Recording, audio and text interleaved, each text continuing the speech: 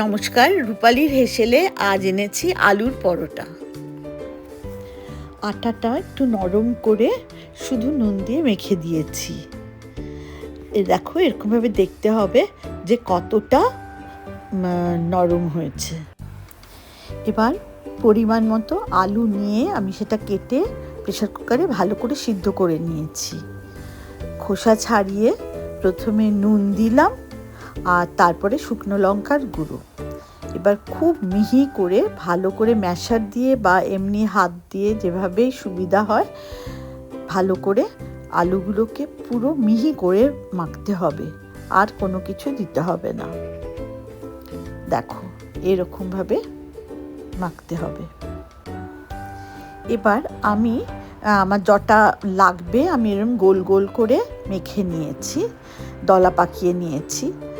আর আটাটা বেশ বড় করে লেচি করতে হবে, কিন্তু যতটা আলু তার ডাবল আটা গোলাটা হবে।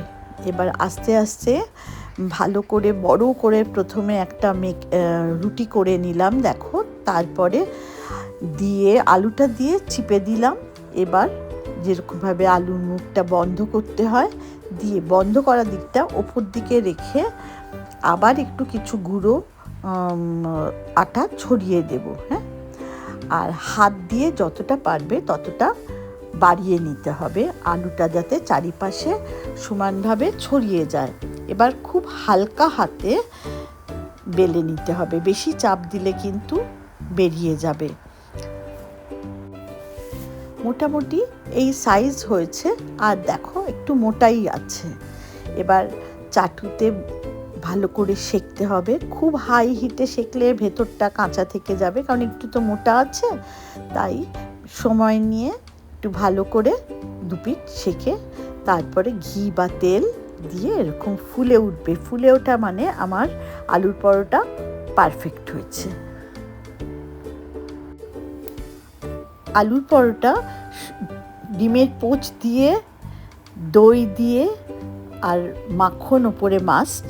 অনেকে আচার দিয়ে খেতেও, সঙ্গে আচার দিয়েও খেতে পারো। তৈরি হয়ে গেল আলুর পরোটা।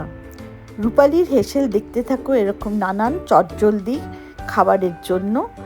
আর আমাকে প্লিজ লাইক, শেয়ার আর সাবস্ক্রাইব করো।